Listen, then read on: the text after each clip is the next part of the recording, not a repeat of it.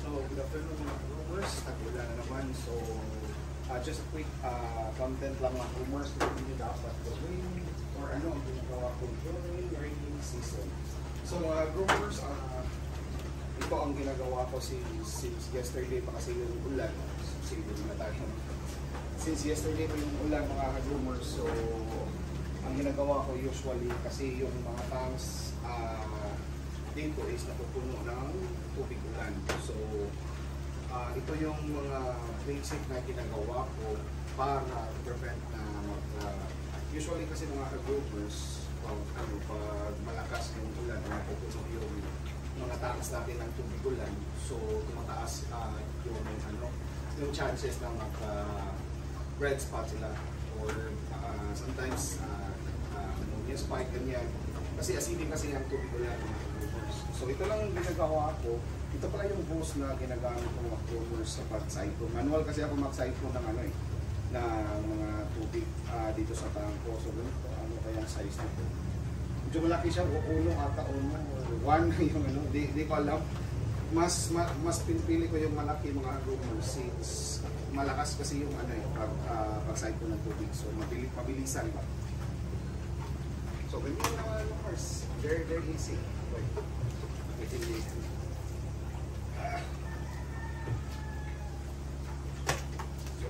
Super manual na talaga mga groomers. So again mga groomers, marami kasing tubig-ulan na pumapasok sa tank ko. So normally naka-outside set-up tayo eh. So ito yung start ko yung pag umuulan mga groomers. Kasi hindi naman natin pwedeng pabayaan na tumatagal yung tubig-ulan sa mga tanks natin. Kasi as I mentioned, malaki ang chances na magka-red spot sila. So, again, grabe kasi yung ulan dito sa Mindanao mga rumors, wala nang tigil. Humihina lang siya pero may talaga, umuulan talaga. Then during night time, sobrang lakas ng ulan. So, no feeding muna tayo for a couple of days na mga rumors. Just to make sure na hindi masa-stress yung mga stock since malamig kasi yung tubig, mahina yung digestion nila. At the same time, umiiwas tayo na magka-stress at saka magka-ammonia spike kasi pag nagpapakain tayo, malamig ang tubig, so hindi sila mabilis matunawan ng mga consumers. Lalo na ngayon, nag-burn out, blackout na naman or walang kuryente dito na naman, ngayon lang. So, it's better na mag-water change na lang agad-agad. So, safe tayo kahit walang kuryente. So, naka-easy na Rizal tayo na 130. Yung pinakamalaki na ACDC ng Rizal. So, safe pa rin sila. At the same time, wala silang kain. So, safe sila sa stress. So, ito lang yung mga basic na ginagawa ko mga ka-groomers during rainy season. So, hopefully na makatulong din sa inyo.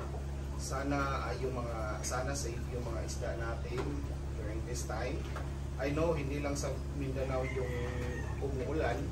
So, all over Philippines yung kasi wala naman siguro low pressure I guess, pero nag-ulan na talaga ngayon. So, it's better to make sure na safe yung mga isda natin kesa magkasakit sila at saka baka mahirapan tayo sa paggamot.